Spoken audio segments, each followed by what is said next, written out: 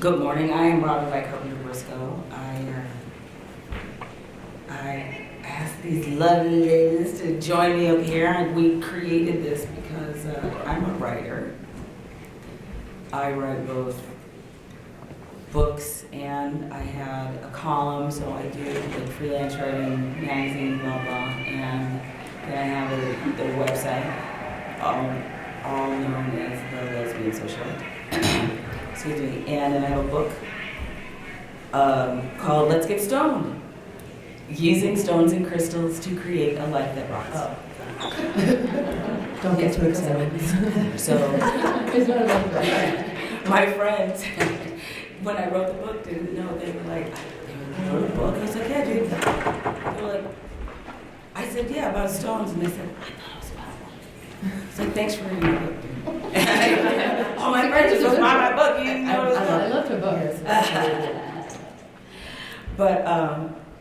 But all of it, what's funny is creative people are attracted to creative people, right? So if you open yourself up to the understanding that creating things is happening all around you, you will be able to be inspired by so many people. And the women on this panel all inspire me in different ways, and they all do so many different things, and their experience levels are all in all kinds of wonderful and expansive things. And so I wanted people to get the opportunity to learn about what they do and ask them questions.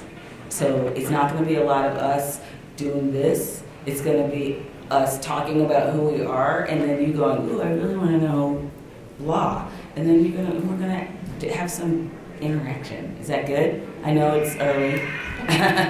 If you were out as late as I was, or early, or whatever. Or definitely out as early, late as we were. Yes, it was. Yes. Then we're all just gonna have it together, and then we're gonna wrap up. Yes. Good. So, Nancy Lee Maya and I met here at ClexaCon last year.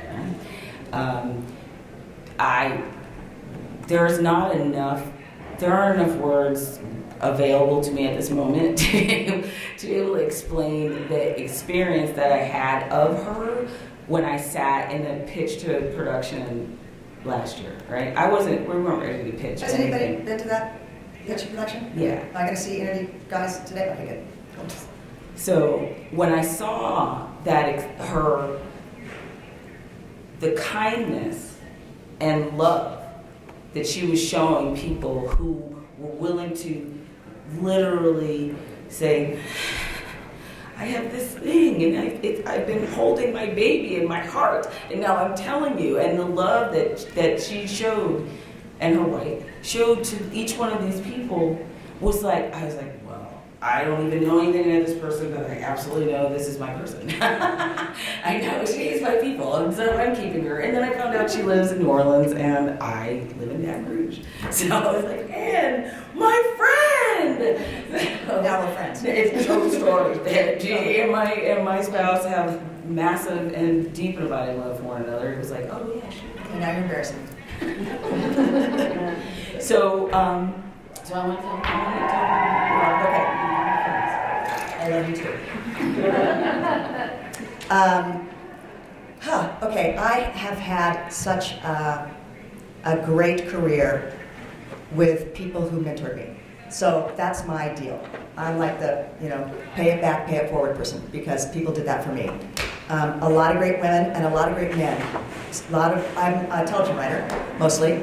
I do some web series, and I've done some films and written some plays. What I love to say is that I'm a writer. And it took me a long time to own that and be able to say, that's what I do.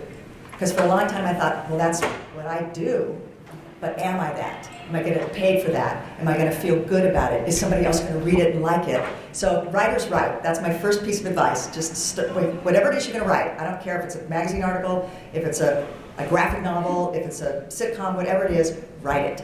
Because it's going to stay in your head and it's going to drive you crazy. So you have to get it out. So I started out, I wanted to be an actor. You guys, some of you have heard this story before. And like all of us did, we didn't know back in the day how to become a writer. You watch TV and you're like, oh, I'm Carol Burnett, I want to be that. Yeah, good luck with that. But that's all you know. So you go to college to be an actor. Now you go to college to be a director, producer, writer, cinematographer, whatever it is that you want to do. But it was very limited when I was in college in the 70s. My parents said, we're not going to pay for you to be an actor. We're not going to pay for you to go to college to be an actor. So you have to double major. I was like, shit, okay. So I double majored pre-law, which was called social ecology back in the day. It was hippy-dippy, basically, law. And never went to law school and never cared about that. But what I did do is I got in theater and I worked improv and I started writing my own plays. And then I found a person who had a camera and started writing small movies and things like that. And so I went up to Los Angeles and I was like, okay, I'm going to be in the stuff I write. And then I was like, I'm sorry, what? No, you're not. You suck at acting. And really, it took a dear friend of mine to tell me that. She was a wonderful actress and comedian. Her name was, she's passed away, Cecily Adams. She was Don Adams' daughter, and she was wildly funny, really great actress, and we used to do a lot of theater and stuff together. And I can't memorize anything. I'm awful. So I think the reason they told me that I shouldn't be an actor anymore is because I was ruining plays with them. I'd go up on a line and just look at, it's you guys, it's your line, right? So finally, Cecily said to me one day, she goes, you know, Nancy Lee, you suck as an actress. And I was like, but no, I was in this perfect place to hear it from this person. And she said, but the shit you write for us is really good. And in that moment, I knew that I was going to be a writer. I was going to be able to be a show business, I would be able to be around amazing people that I love, have a great time, and do something that I'm good at. So that was my career change moment, and it was a couple years after college. So then I just started writing plays and writing movies, and I went through an awful divorce. I wrote a lot about that. Lots of stuff about that divorce. Lots. And I needed a job. I couldn't just wait tables the rest of my life and then try to write. I loved waiting tables. It was a blast. I got a lot of good stories out of that too and lived a cash life. But I also needed to get out of my house because the other woman had moved into my house. So I needed to get out of the house. I needed a job, and I called a friend of mine, and she said, can you type? I'm like, sure. She goes, do you know how to use a computer? I'm like, sure. And so I got a job at a production company called Witt Thomas Harris, and they did Soap and Golden Girls and what was the show that Liz Vassy was on? Her very first sitcom with the brothers, the Lawrence brothers. I just read about this last night because I was trying to. Okay, I can't remember right away. Anyway, they had an Empty Nest and Soap, and they had a million great Living Single, so many great shows. Actually, they didn't have Living Single. They had. I wrote on that one later. Anyway, so I got a job as a writer's secretary in a comedy room, which was baptism by fire, and it was my greatest fun, joy, life job ever before I actually got to write. So back in the day, we didn't have computers in the room. We'd sit there with a notepad, a yellow pad. Everybody would be looking at their scripts, all the writers around the table, and they'd start pitching jokes. Like page one, you go, I have a better joke for this, I cut here, and it's me going. And then they go, all right, Nancy Lee, read it back. I'm like, oh shit, okay. And then I would read it back. And I sort of learned to sell the jokes I liked better. They started landing in the scripts. And so I went and worked in a lot of writers' rooms and met a lot of amazing, mostly men at that time who were running shows. And they ultimately, a couple of them gave me great breaks. And a guy named Don Rio gave me my first pilot over at Witt Thomas Harris. A team named Kreisman and Kluse gave me my first sitcom job in a series, which was on Night Court, which I wrote for 2 seasons of that, and ended up writing the series finale for Night Court, which was unbelievable. And now I'm doing a pilot now with Marsha Warfield. I don't know if you ever watched Night Court. She was the amazing, hilarious bailiff. Yeah, so funny. Oh, awesome, so funny. So we're doing a pilot for, we thought it was. Anyway, we're doing a pilot together. And so after I did Night Court, I went to Living Single, and then the whole time I was writing pilots, writing my own voice, because when you're on somebody else's show, you're writing the voice of the show. So I always just try to keep that muscle working and write whatever I want to write. And I eventually got an agent, and she said, okay, what do you have that's not a spec script? Because the way you got on jobs back in the day was that you wrote somebody else's show to show that you could hit their voices, right? Yeah. and if you want to do animation, you'd be writing a Simpsons or a King of the Hill that was on at the time, and whatever it was. I wrote a lot of different shows, other people's shows. So when I got my first agent, she said, okay, you have to write something original. What's your story? And I'd been writing anyway, so I didn't choke. I didn't freak out and go, what the fuck am I going to write? And I had a lot of stories to tell, so I started writing, and then I sold a bunch of scripts, which is really rare, especially for women to sort of do it. Now it's wide open. Everybody's getting. It's a great time to be a writer right now, television writer anyway. So here's my history of selling pilots. It's tough. I've been paid to write 36 or 37 pilots in my career. I had 3 of them shot, and only 1 of them got on the air, 6 episodes and out. So it is the lottery, man. It is the fucking lottery if your show gets on the air. But you get this joyous life of writing what you love, selling stuff, getting paid for it, sitting in rooms with really smart, amazing, hilarious, or dark people, depending on the show that you're on, and you get to see something happen. It comes from the page and it goes to the stage, and you're like, that person sang what I wrote, and it's so fulfilling, and I love it. I can't see myself doing anything else. So if you want to do TV writing or film writing, I'm happy to talk to you about it, and I'm going to say, yes, just do it. Keep doing it, and find people who can help you. That's the only way. It's cool to be in your house in your pajamas all the time. I do that a lot, but you have to get out of your pajamas, and you have to go out and meet people, and you have to show them your work, and you have to say, hey, can I stand on that set with you? Can I be on that stage with you? Can I follow you around one day? Can I go hear you pitch? Whatever it is, you have to ask. And people will say yes. Most people are generous, and most people want to pay it forward and pay it back. So that's me in a nutshell, and that's my get up and do something pitch. Yay. See, I told you she's So now Jenn Tinker is my experience of her, excuse me, was as a writer when I was going to review a book that she had written for business. So I have a degree in business, and Jim, I think I have this and that and that. But it's true, it's true. But she had written a book, it was called But You Don't Look Gay. But You Don't Look Gay. Because it was about, it is about people who want to be in business with the queer community, but are not from the queer community. And so it's really about don't say that. Don't do this. This is what's important to us, and don't ever say things like, you don't look gay. So I was like, she's brilliant, she's my friend, now I have to know her. And what has been so cool is I've gotten to watch this beautiful arc of going from being a writer to being a publisher. So now she publishes other people's dreams of the lessons that they're supposed to be teaching people. And so her publishing company is called Publish Your Purpose. And so now, Jenn, go! All right.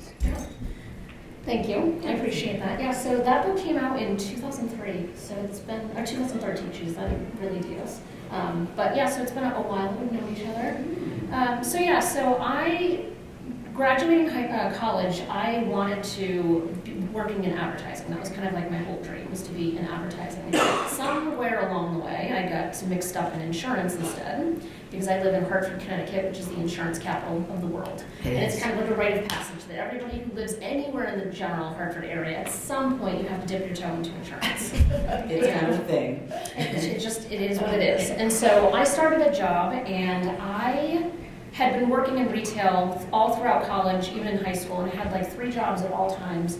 And I went into this insurance company, and I was discriminated against within seconds of walking into the door. And I ended up staying there for 5.5 years, despite being called a dyke and hearing someone from claims put the phone on mute and call a customer a faggot and all kinds of just really derogatory stuff. So it was a very unpleasant experience, to say the least. But what I tried to do is take my experience and find a way that I can help teach others through that experience. So this was in 2004 to 2009. And I ended up leaving that job in kind of a shitstorm, we'll just put it that way. I'm working on my memoir, it's in that. She burned the building down, wasn't it? But she had forgotten to, do the insurance policy. Yeah, just magically forgot. So I ended up leaving that job. I ended up volunteering for the Connecticut Gay and Lesbian Chamber of Commerce. We had formed a couple of years prior. long story short, I ended up becoming the executive director, and I was doing that for about 4 or 5 years. And in that role, my job was to be working with our members across the state, whether they were small businesses, whether they were corporations, it didn't really matter. And so what I kept seeing over and over again was the fact that people just were saying the most ridiculous things that are not good in any setting, let alone a business setting. So I wrote my first book, But You Don't Look Gay. Then I wrote the second one that was No Wait, You Do Look Gay. That was about a year later. And then I wrote another one that was about marriage equality and how do we market to our community around marriage equality. Then I wrote another one that has nothing to do with LGBTQ, that's around mental health. And now in 2017, I wrote my latest one, which is Beyond the Rainbow.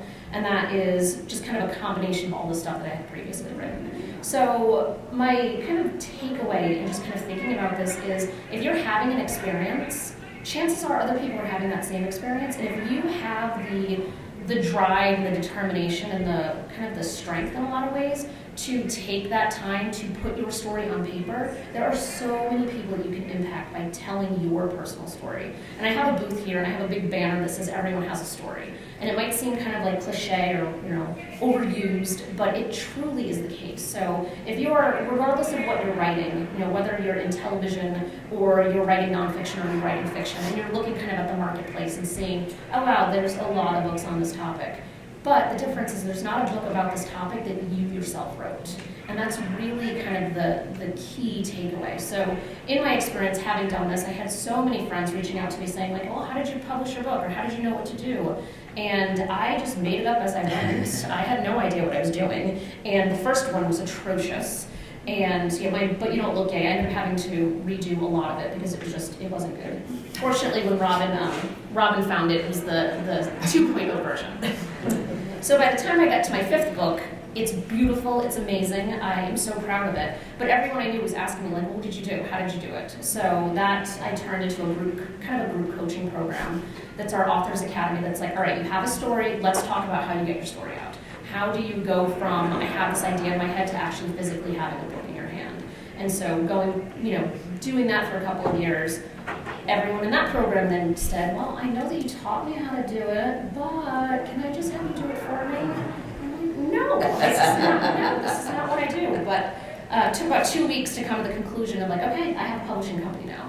So it's been around since late 2015, and we've worked with about 70 authors at this point, and we focus on nonfiction specifically. So as it relates to our Q&A, as we get into that, if you have nonfiction related questions, I can answer them all day long, or memoir, that's also what we do. On the fiction side of things, we have other experts who can tackle those questions that I do not know anything about. I don't read it, sadly, and I don't know how to market it. But so that's kind of like it in a nutshell. I wasn't lying when I said I have awesome friends. Now, BD and I also met at ClexaCon last year.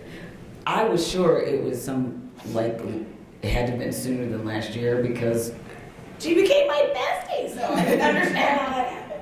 But the pattern here, she collects people. Absolutely. I did a speech about it. I had this whole talk about how you collect people.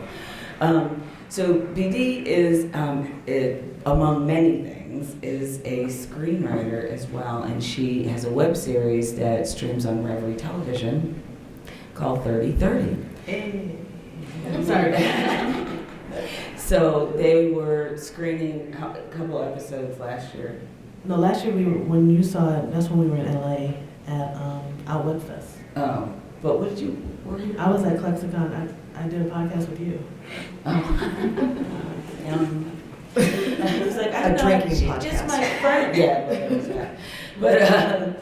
but she does many things, and when I met her, I was like, yep, I'm keeping that one too. And so, then I got to know her, and I was like, holy crap, sister, you were just all kinds of things, and you just say, I'm going to do the thing, and then she does them, which is awesome because I never.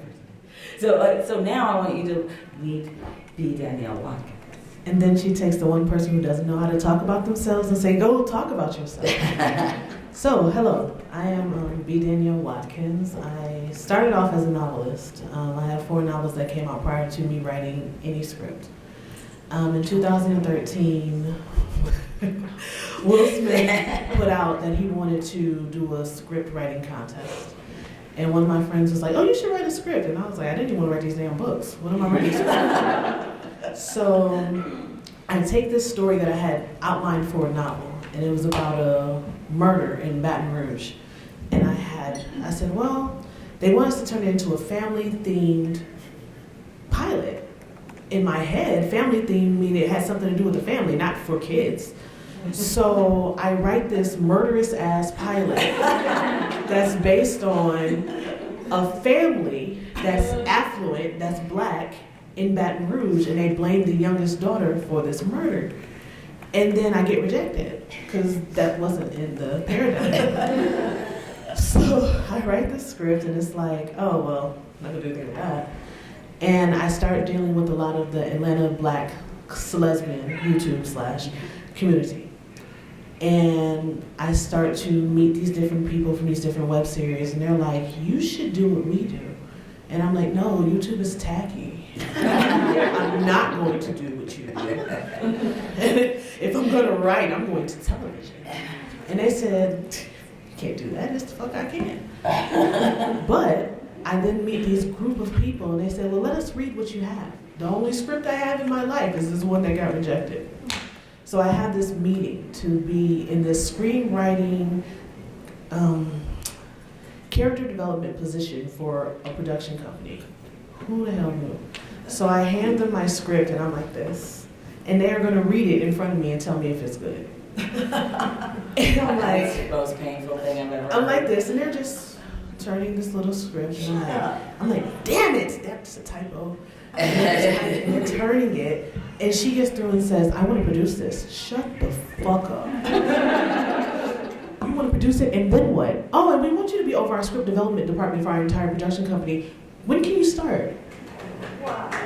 Whoa, okay, yes. And I'm 27, right? And I'm like, okay, this is amazing, and I don't know what the hell that means. So what does this mean? That means every script that we get that we want to produce, you're going to read it, and if you don't like it, you're going to tell them what you don't like about it, and they need to fix that shit.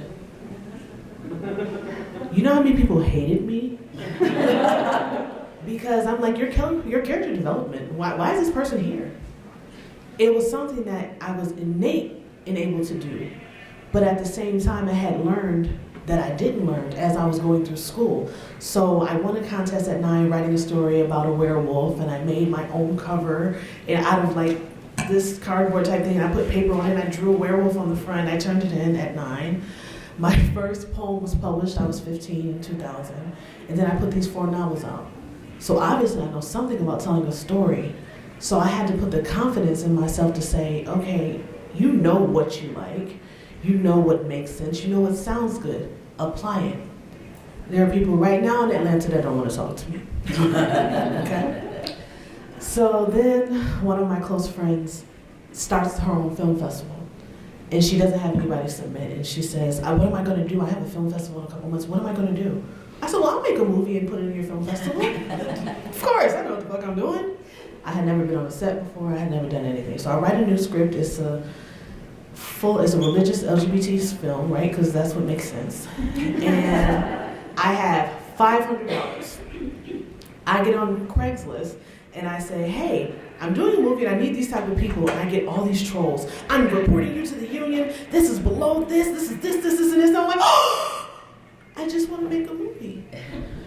And I meet this amazing guy who's now my everything when it comes to filming. And he teaches me how to direct while he's DPing. And he teaches me how to make a film on a set that I had never been on. And this film goes on to go to 17 film festivals and plays in China, and it plays in all these different places. And I opted to have an all-white cast because I was scared because I was black, they wouldn't accept it. So if you see my white cast, you won't know that I'm black, so when I show up, then what? That was my thought process. And now my white film plays everywhere, and I keep writing. And I start getting hired to write for these smaller productions. So then I write the web series on YouTube, Girls Just Don't Do That. And we get millions of views, and I'm like, holy hell, I wrote that. And then that fast forwards to 30/30, which by far is the biggest most expensive, stressful, loving, amazing, fucked up thing I've ever done in my life. And it's about me. It's about me and my best friend. And we've taken our story and made it a sitcom. And we made it a sitcom because when we were growing up, sitcoms were a thing that people don't have now. And especially as young black women, we don't have anybody to look at as a young, single, educated, business-minded woman who's trying to function, right? And then we're funny, because why do we have to be dramatic? Why is everything that's black and lesbian on YouTube horrible and dramatic? Why do we have to beat each other up? Why is everything the same horrible, sad story? So we took the sad parts of being lesbian and black and over 30 and single, and we made it funny.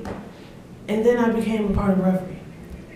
And then we just were like, oh, there's something more out there than the film festivals that I've been in and all these other things. There's a different platform, there's a different market, there's a different place for us to tell a story that the reality of it is nobody else is telling. Because if you look at my entire filmography and look at the films that I've made, there will be nothing in the mainstream to ever compare it to. And that is my biggest thing when it comes to storytelling, when it comes to screenwriting from an independent perspective as opposed to full-on Hollywood. I'm in a position to tell a story without being told I can't tell it. I'm in a position to tell a story and put it in a place I do film festival circuits, so this is film festival season. I will no longer be in Vegas for the next 4 months. My friends will tell you I'm never here because now I have these festivals that are these films that are touring in festivals, and I get to go to these places and I become the first black person in this festival because we don't do it that often, right?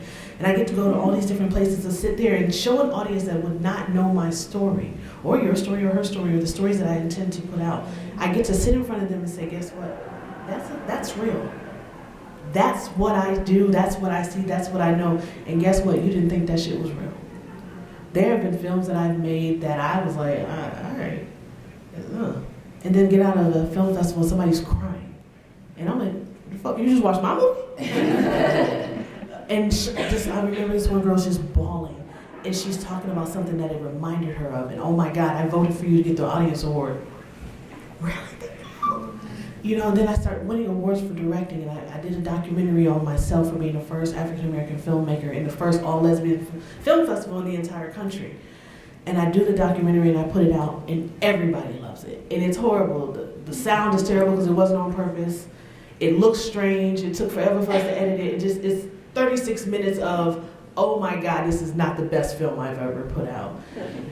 And it's on Amazon Prime, and they send me money every month because people love it.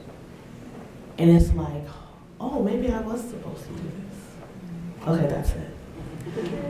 Oh, but it's not. Oh my God. I can't believe you forgot the Los Angeles Times. You were literally just in the LA Times as part of the Reverie story. And they started the story in the LA Times. She's so terrible at this.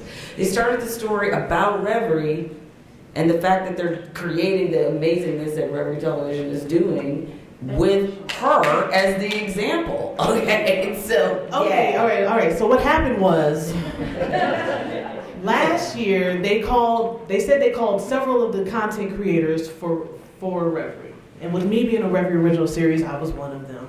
And I started talking about the fact that when we started to pitch 3030 prior to going to Reverie, a lot of the bigger places told us they needed more straight characters. They didn't want 3030 as it was. And I refused to change it. So then all of a sudden, like, how long was it? Like 8 months later? Like 8 months later, the LA Times article comes out, and we're like, yay, it's out. And I read it, and the first line says, when filmmaker Danielle Watkins pitched her show 3030. Oh shit, that's me. And then we scroll down, and there's a picture of us from season 2, and we're like in there, and I'm like, we are in the Times.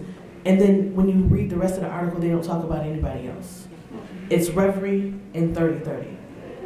And the LA Times put that up. I wasn't going to mention that because low-key I forgot. In that moment. And it's a lot to like put out. Like, you want me to talk about a lot? Kimmy's next. I know. How the hell am I supposed to follow that? Oh, except Hi, my name is Kim and I'm a writer. no, you were magnificent. So this is what happened. I was in a I'm in a lot of PR groups on blah blah. I get pitched a lot of things because of the lesbian socialite, right? So I'm in this group. Somebody said something about something, and I said, and my answer to all things when I see PR pitches is, well, my community is the LGBTQ community. So if you are interested in queer people buying your stuff, let me know, and I'll write about it. Maybe 2% of people usually take me up on that. Right? I'm like, yeah, okay. So if you don't want to buy your shit, so I said that to someone, and then she wrote to me and said, so I have this writer who wrote a mystery. So my heart went, because I love mystery. Like I write nonfiction, but I read mystery. Like it's my favorite thing, so she said she was going to send it to me, and I got the book. She connected me with Kimmy, and I got the book, and I was like, oh. And the first thing that I thought was, oh my God, I want to turn this into a television series. And so, I knew I wanted to be the friend of whoever had written this thing because it made me so happy, and I stayed up at night and I read the whole thing. You know how you read a book like that and you can't put it down and you just have to finish. And the sun's coming up and you don't know how that happened, but then you finally got to the end and then you could sleep. And so that's the experience that I had of Kimmy, and so I said, I'm keeping her. And she's got a box of people. She just opens it up when she needs one. Someone says, well, it's cool because somebody says, I'm Nita, and it's like, oh, I am one of those. Yes, exactly. And then the thing comes down, it's kind of like a beer machine. So we're now all in a beer machine from a box. But we cost a lot of money. Yes. Just remember, Amex is accepted. So I kept her, and it took me like a year and a half, maybe 2 years, to tell her, so I really want to turn your book into a television series. Yeah. It took me a really long time because I didn't want her to think that the reason I became her friend was so that she would let me option her book. Like, it was like, I want to be your friend and I want to option your book. So that is like this thing that sits over there. But in the meantime, I've kept her and she's kept me, and she's become the content manager, juggling Robyn, keeping her from being crazy. It's the lesbian both Talking about herself in the third person. So, it takes a village to raise a Robyn, and she's one of my villagers. And so, I give you my beautiful Kimberly, studio model. Hello. So I'm not a said it backwards. Danielle, but I'm an odd duck when it comes to writing. I have a degree in psychology. I have a master's in forensic psychology. I was an actor. Apparently in Russia, I am pretty damn popular. Just want to put that out there. My film is over there somewhere. I did short films, wrote my own stuff, produced my own stuff, directed, edited, everything else you do when you don't have a budget. Won some minor awards for a TV pilot that we submitted that I absolutely hated. And then one day, as I'm sure many of you have seen it, I'm flipping through YouTube, and there's this little story in the back of my head that I've always had, but you never think anybody's gonna buy your shit, because who the hell wants to read your crap? I mean, I'm not Stephen King. And I see this little thing, and it's like, leaked video, Nikki and Nora part 1. Play. And I'm watching it, and I'm realizing, well, first off, they're hot. Second off, they're cops, and they're taken seriously. I'm like, okay, part 2, play. And by the time that was over, I was kind of crying, because I'm an idiot and emotional, and my wife cries at Disney, and I cry at procedurals where people shoot people. And I'm watching this, and I'm like, I absolutely unequivocally can write my story. I can write a lesbian lead detective who is badass, who's going through some shit that is somewhat based on my life, somewhat what I really wish I could do. And she can have a relationship with all the ups and downs and not have that tropish bullshit. And no, she doesn't die. I'm just putting that out there right now. And I've thanked Nancy Lee, I've thanked Liz Vassy, I've thanked Christina Cox, because without that I probably would have never, ever even attempted to write it, because they did open the door for that. Can I interject? Mm-hmm. Nancy Lee wrote Nikki and Nora. Yep. So, this is my life, okay? My friends inspired my friends before I knew either of them. So, and then I got to be, and then it was my circle. And so this woman inspired that woman to be here. So I'm sorry, I just had no, to it's like, fine. give a little Basically, at the end of the day, I walked away from a job at Rikers Island. I walked away from my degree. I walked away from everything because that woman said I can write. And my wife said, do it. If you can't sleep and you have to do this, do it. And I will tell you, truthfully, from experience, you are going to make mistakes that are going to make your toes curl, that are going to make you want to cry, crawl into a hole, and beg for death. Trust me, after a BookBub ad that went wrong, you can't hide. You put your emotion out there and you're going to want to. But at the end of the day, if you can't go to sleep without getting that shit out of your head, or you can't slice someone's femoral artery because they really pissed you off 2 weeks ago and you need to get that out, then Something I wrote, yeah. maybe it was about you. Could have been. Just pointing that out. If you really can't get that, you can't go to sleep and it's in your head, you're a writer. Don't let anyone tell you you're not. Because I don't give a crap you self-publish. I don't give a shit if you write fan fiction or if you just write a blog somewhere, you are a writer, period. Absolutely. Full stop. So that's really it for me, sorry.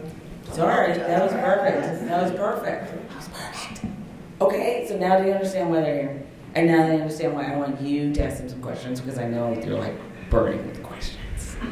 So, does anybody want to go? I need, hey, LaShawn. Yes. You need a flavor. Will you run this mic for me? Ladies and gentlemen, this is LaShawn. Right, I know, it's like, the coffee kicked in. Introducing the CPO and co-founder of Reverie TV, the LGBT god of streaming, and the host for my television show. And Micro. She has a really good voice. Yes. Be a better mic winner if I knew. Yes. Okay, so who wants to go first? Gracie. Hello, everybody. Hi. Hi. My question is for BD or for Danielle. Hi.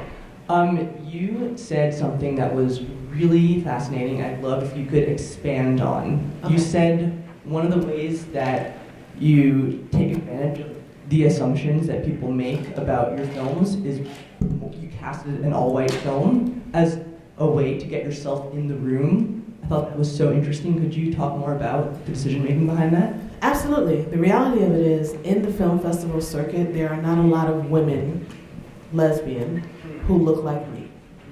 Period. There are not a lot of us who take the film festival circuit seriously. So what happens was when they see the black film, at this time when this was happening in 2014, things have actually changed in the last 5 years, but they see a low budget, probably the same shit type of story. So my thought process in that moment was, because they see a white girl on the cover, they will watch it for more than 5 minutes because my name isn't anything that looks other than B. Danielle Watkins could easily be a blonde-haired, blue-eyed white girl. Especially because my name has it doesn't have any accents or Danielle's is spelled different. It's straight. It could be anything. So then it's about religion. So black religion comes off different than what white religion comes off, unfortunately. So my thought was, they have no idea who I am because this is my very first film that I'm putting out, period. I have to put myself in a position where I'm not judged before they see my work. And unfortunately, being white stops myself from being judged. Have I cast a white person since? I'm gonna say not really. But in that moment, being a first time everything, my fear was I wasn't going to be taken seriously because I knew better. So I needed to put myself in a position where once I get there, you can't put me out now. Now I'm here. It is okay. Next, yes, tell me, anyone? Oh, there, in the back. I had a question that I was hoping to post to the entire panel. One of the things that I read a little while ago that I really resonated with me is this idea that there's a taste gap kind of early on whenever you start creating, where your taste is usually pretty great and it's kind of what got you in the game of wanting to create. But what you're able to produce doesn't necessarily meet kind of how high your taste is. And that's the area where a lot of people give up, is because they feel like they're not executing at the level that they want to be. So the idea is that once you're going to hit a point where you pass this gap, once you put in enough work and hours and hone your skills, and you don't get discouraged. And I was wondering if any of you had kind of encountered that when you first started creating, and what were the ways that you were able to work through that? Are you talking about well, for me, immediately I went to having sort of like a writer's nightmare, which is you have one scene and you don't have anything else. But I know you're talking about sort of like a breadth of depth of material, right? It's like, are you trying to how do you get past the one story that you have to tell, or how do you, I'm a little bit confused by that question. It was something that I think Ira Glass was the first one to talk about, that usually when you first start to get to be a creative person, it's because you can recognize what stories resonate. Your ability to execute them isn't necessarily you basically create stuff that you don't feel is good enough because your standard of good is really, really high. Are you mean production value or writing value? What do you asking? I think just in general, whether it's production or writing, just this idea that... See, I got lucky though, because I was writing other people's stuff, you know what I'm saying? Meanwhile, I was writing my own pilots all along the way, telling my voices, but I kind of learned to write at the hand of masters, actually. I mean, I'm sitting at a table with Norman Lear, it doesn't suck. But, so I learned to write other people's voices and stories, and those people made me hit those marks. And in a comedy room especially, the draft is never over until it's shot. I mean, you come in, you sit it down there, we go watch the run through, we come back up, we punch other jokes, we go down there, we'll give a new joke on the floor. Sometimes that night while we're shooting it, we'll give another joke, we'll change it, and then we'll go back and fix it in editing too. So it has, for me, that was the way to sort of also learn to kill your babies, right? You have to work in a room, it might not be your script, you gotta get a better joke, they might cut a scene out that you loved and nurtured, and it's like, that gotta go, we hate it. So that was my luck. And so I would encourage you maybe to work with like a writer's group, or a couple of best friends that you trust to tell you that something's great or something sucks. But you also want to work with people who can help you fix it, so they can elevate you. How can I make this script better? And that's one of the things that I always do. I'll read anything you guys want to send me. I will read it. I promise you I'll read it. I don't know when I'll get back to you about it, but I'll read it. I'll give you my email address and you guys can send me whatever you want me to read. And then I think on the production side of that, though, once it's written on the independent side and you're looking at, I write very expensive, I'm not going to lie. I write scripts that once we get through, I'll send it to whoever's going to produce, and they say, how the hell are we supposed to get a car chase in front of a police station at night, right? And things that when we don't have, right? I wrote the story, figure it out. I do this, you do that. But when I produce my own expensive ass scripts, I've learned that you make friends with people who will assist. So I've shot inside of a free courtroom in the downtown area that looks like somebody is going to jail. I know how to authenticate what looks to be something expensive. We've built out sets. So what happens is when you don't have the budget, you have the friends who have the friends who have the friends who can get the police car. Or you have a bestie who's in the National Guard who knows everybody in the city and gets restaurants and stuff for free, right? Or a cop friend who'll drive up his right. cop car. Or you call your frat brother because you've been a sorority and you're saying, hey, can you bring your uniform because I got to do this arrest scene and I don't really have. So essentially, if you watch a lot of my stuff, if I was on a studio, it would cost so much money. But I have mastered guerrilla filming. I've mastered what it means to take something like this room and turn it into 7 different things and you never know. And find your community, find your village, work with all those people that are trying to do the same thing, and you'll all pitch in together. And then you'll get a pretty smooth team, right? All the same people, I always go back to the same people, and we're doing this. And it's like, you can't have my horses this time. I'm like, okay. But it's a Western. So So, Jen, I'd really like you to answer this because you do this Authors Academy. So I know that you must really work with people to help them get, because some of what you're talking about, like the kind of stuff I do is I work with creative people. I'm a spiritual life coach. So that means I literally help you with your spiritual life. And one of the things I do is I help people learn how they're creating things. Like your life, you're creating it every day. It's like you're making it up because if you've never lived this life before, no one has, and you've never lived this day before, so literally every day you're creating your life. So you can't make a mistake because you made it up. But the deal is that you're talking about judgment and you're talking about self-judgment, okay? So your story needs to be like so important to you that you have to learn how to be kind to yourself. And getting past writer's block is a really big deal. And when you're working with people, you're talking about people saying they're writing their memoir, okay? So they're writing their actual story, or they're writing their purpose, they're saying, this is my vision, this is why I'm supposed to be here.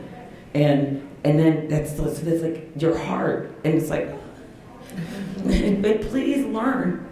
So how do you work with people when you gotta get them there? Yeah, I'm glad that you kind of thought that too, because when I was listening to your question, my mind immediately went to mindset and having that support system around you to be there when the times are tough. Because regardless of what you're creating, especially when you're writing your story, or regardless of what medium that may end up in, it's really exposing, it's really vulnerable. You have moments where you do not know why you started this project.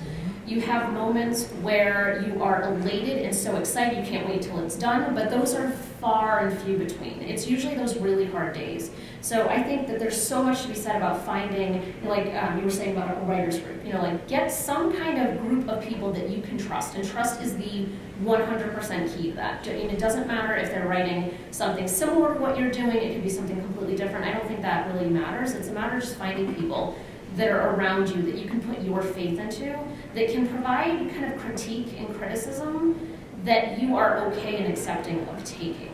Because when you publish your work, again, in whatever format, specifically, thinking about books, especially memoirs, like there are so many people that what your story is about, whatever, tragedy you might have gone through, whatever struggles, trauma, triumph, whatever it might look like, there's a lot of people that can really, really resonate with what you're saying, but it requires you to go really deep.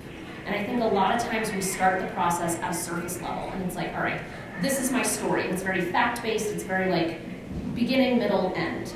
But the depth and what connects with a reader and what connects with an audience is that really, really deep stuff that you have to just start ripping off Band-Aids and like picking at scabs and all kinds of very unpleasant stuff to get to that really raw emotional thing, because that's going to be what sells, what sells across the board.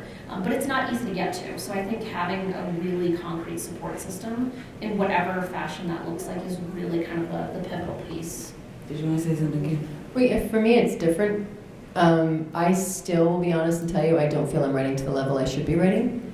From book 1 to book 2, I struggled extraordinarily.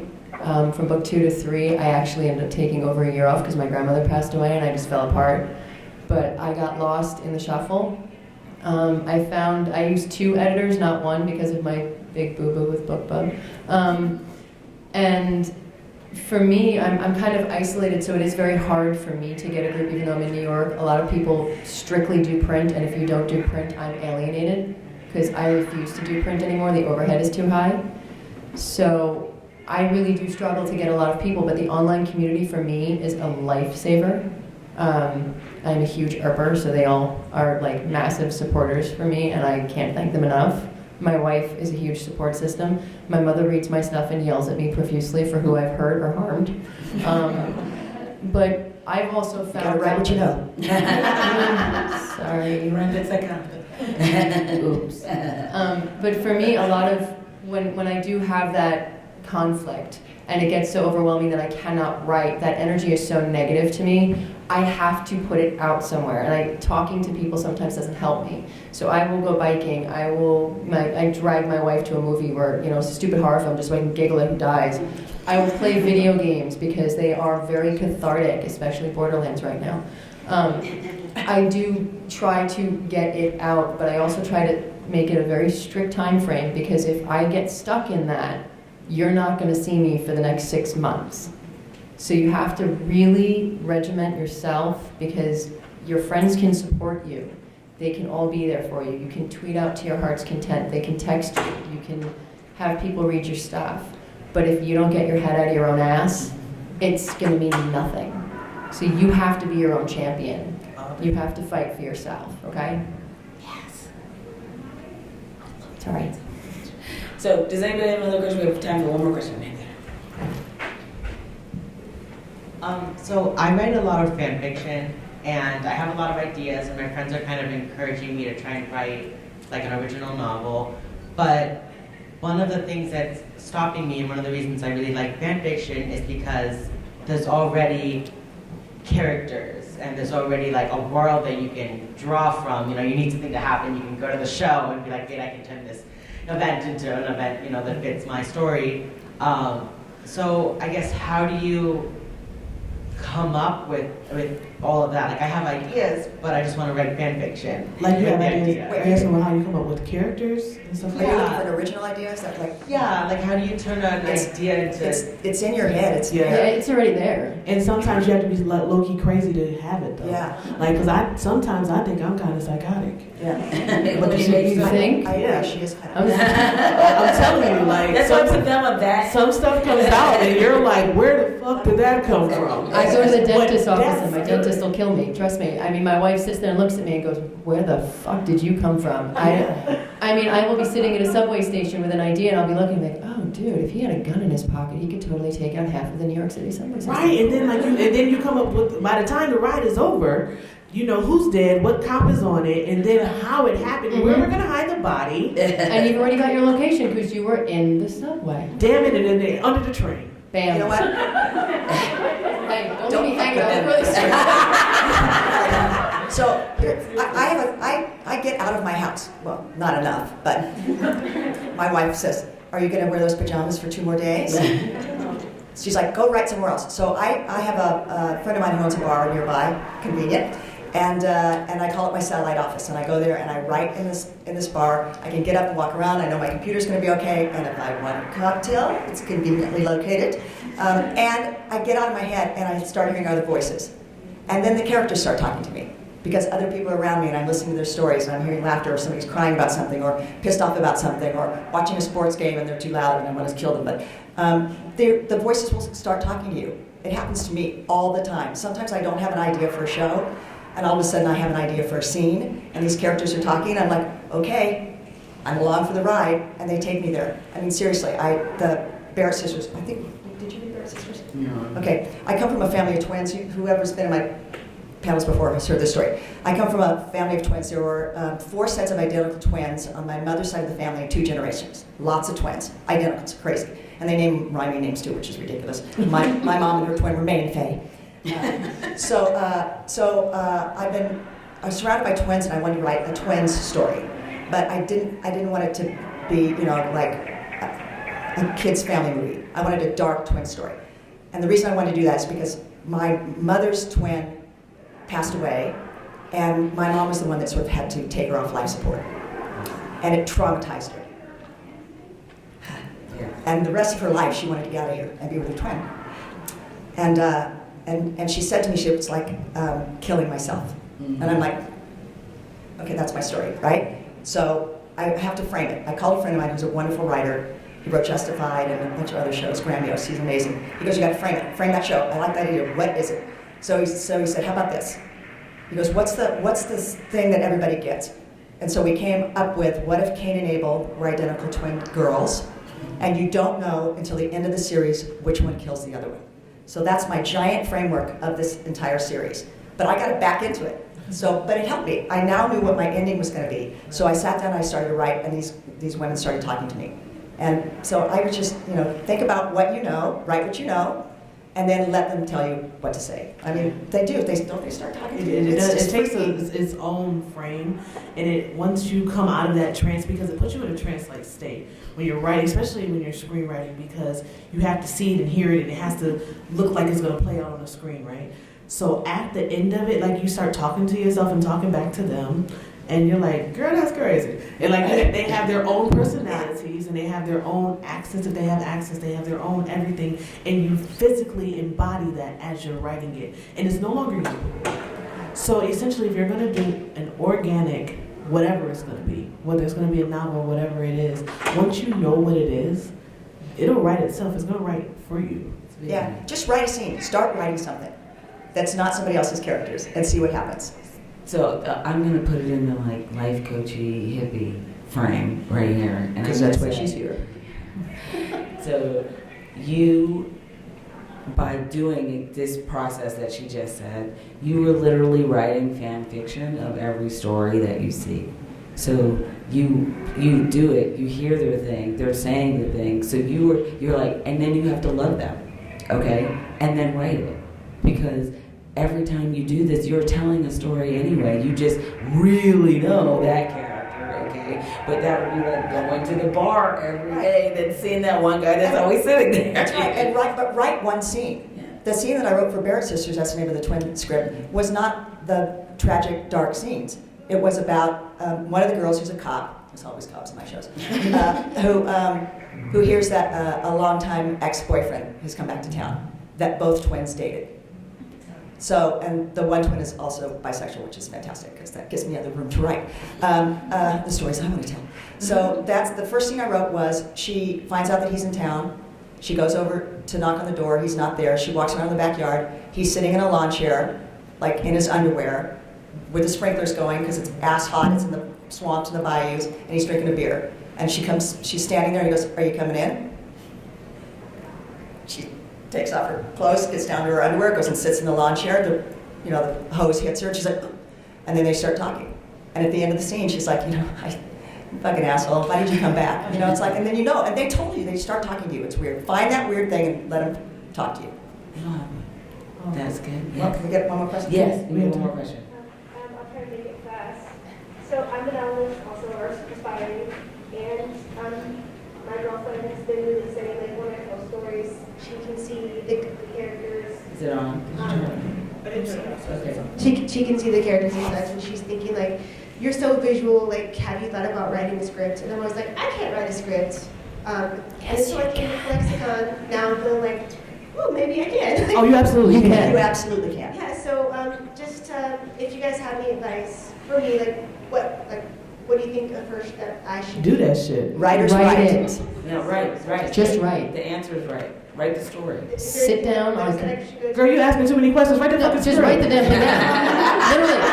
Girl, you know how to write. You write novels. Write the damn story. Just do it. Look, hey, here's a pad of paper. You need it? I do, but let me just say one thing. You do need to write the story, right? You gotta break the story. Take a class. Like if you really if it's like a I don't know how to do this thing, right? Take a class. You took a workshop. You took. Yeah, I mean they're all over online. There's a lot of streaming classes you can take. You can take a class so that you can understand the mechanics of writing the And I script. teach one. You want to talk to me? I teach one. But you need to but don't be hemmed in by not telling the story because you don't know how to write directions like scene one, Right. blah blah. Are you format is not reason not to Are you do thinking it. about writing a screenplay or are you thinking about writing a book? I've already written a book. I want to try to screenplay. Okay, there's a lot. If you go online, there's lots of places where you can download screenplays. Absolutely. Yep. Right, and you'll see what the structure is like, and try to download a show, like a TV show or a movie that you like, and that way you'll see the style of the whether it's a half-hour sitcom or if it's an hour drama or whatever. You'll see how many acts, cold open, or if there's a epilogue at the end or whatever, and just look at that. That'll help you. Then you can get rid of the formatting shit out of your head. I think that's really the only thing. That you're just worried because you don't know actually how to do it. Yeah, and that's, girl, That can be tough. that is not an excuse not to do Exactly. it at all. You need to know you how can to figure tell that out. We can get you a stories. program to do Yeah. 90% of the formatting, but your story, you got to get it out of your head. Do it. Do it. So the answer to all of your questions is just do it. Yeah, type fade in. Do not tell Go. Nike. Right. So thank you for Guys, being thank you. here.